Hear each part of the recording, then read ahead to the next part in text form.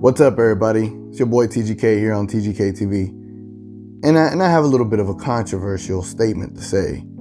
I feel like all of the media outlets, the sport ones obviously, I feel like they're sleeping on the Dallas Mavericks. And I'm gonna break down my thought process as to why they're sleeping on the Dallas Mavericks and why they deserve a little bit more respect. Stay tuned. But before we get into that, make sure y'all sub and hit the like button. That's it. Let's move on. To me, the Dallas Mavericks are being slept on by all media outlets. I think everybody is sleeping on the team just because we didn't make a huge splash in the offseason, which I understand in certain aspects and I don't understand in another, because I think the big splash that we already made was getting Kristaps Porzingis. And I know a lot of Mavs fans hate that narrative already, like, oh, we didn't get no one in the offseason, but we got Kristaps in the trade. I get it, and we had high hopes.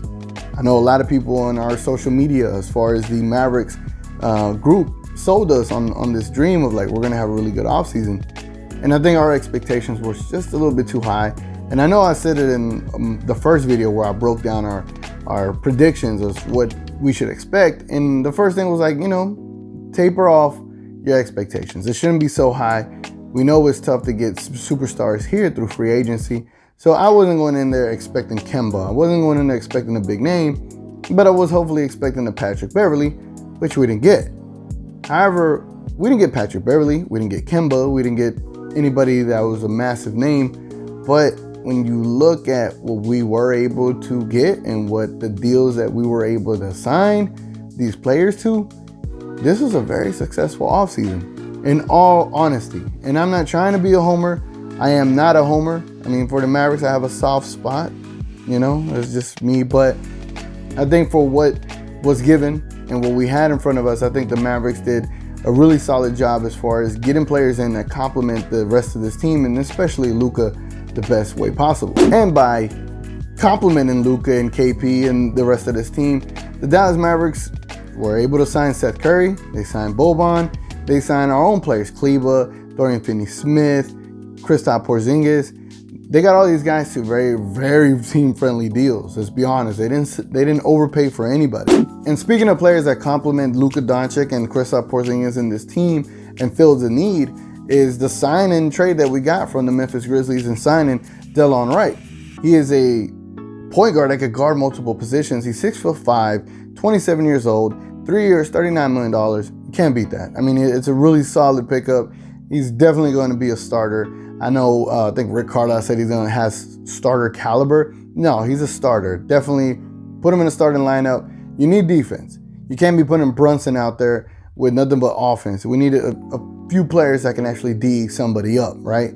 So I think Delon Wright is an amazing pick, and I think this has really not only made a offseason that I think was okay with what we had, but made it even better. So now I think it's more solidified, and I think we're a few pieces away, honestly, from really contending for some of the top spots in the West. That's just my opinion. So when I was talking about being a few players away, there's a reason why I said that, because I'm transitioning into that part of this video. The Mavericks are potentially in talks about acquiring Andre Iguodala from the Memphis Grizzlies, and I think if we were able to get him, not only does he bring a whole defensive side to the ball, to the team in general, I think he just adds a lot of value to our squad, and I think he is one of those pieces that we need to be able to contend for the top spot in the West. I'd be remiss to say if I wouldn't say I'd be extremely happy if we get him, but if we get him, it just helps us so much. And I think it really helps our team and the perception of it as well. If we get a big name like that, then everybody will really start talking about the Mavericks. And talking about the Mavericks, another thing is, I think the fact that there's so many duos in the NBA right now. Right now with the Lakers, you got LeBron and AD. With the Clippers, you got Paul George and Kawhi. With the Blazers, you got Damian Lillard and McCollum. With the Rockets, you got James Harden and CP3. With the Warriors, you have Steph Curry and now D'Angelo Russell.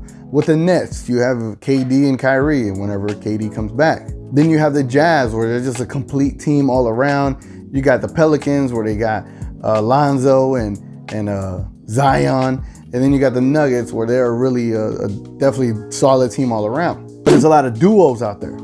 However, I feel like the one duo that is really getting slept on right now, I'm not lying. I unfortunately watch a lot of ESPN and a lot of these networks just to kind of get a feel for things, and no one's really talking about the Mavericks. And I think it comes down to Luka and KP just not getting that love or the perception that they being a duo is going to be extremely exciting and generate a bunch of wins and generate a bunch of buzz, because there's no buzz. In the city, we're ecstatic that we got both of these guys. It just, as social media or the main media out there or all the social networks, they're just giving the Mavericks no love. The potential between a Luka Doncic and KP two-man game is like a taller version of Steve Nash and a taller version of Dirk Nowitzki. Like, these two players are going to complement each other so well, and it's going to make everything easier for the rest of the team. And I'm telling you, I think the Mavericks are just getting extremely slept on. They should be considered one of the top teams in the West. Not all the way to the top, but I think if they get Iggy, it puts them up there. If they don't, they're in the lower top 8 teams, but it's just crazy how they're not getting any love. They're putting so many teams above the Mavericks before they get to the Mavericks, and by the time they get to the Mavericks, we're at team number 10, when I think they should be a little bit higher.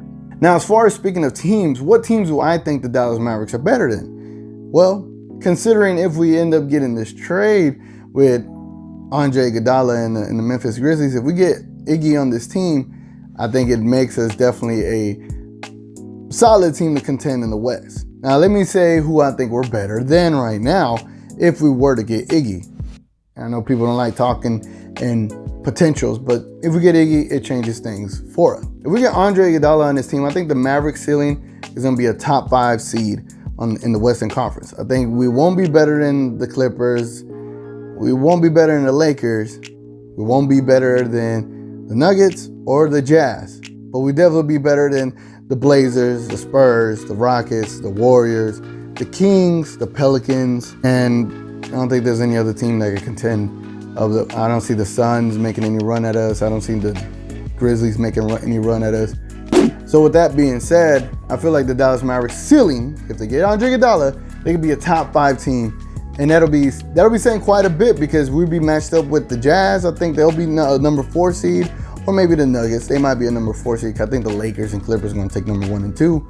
So we'd be matched up with a 4 seed, and who knows what happens.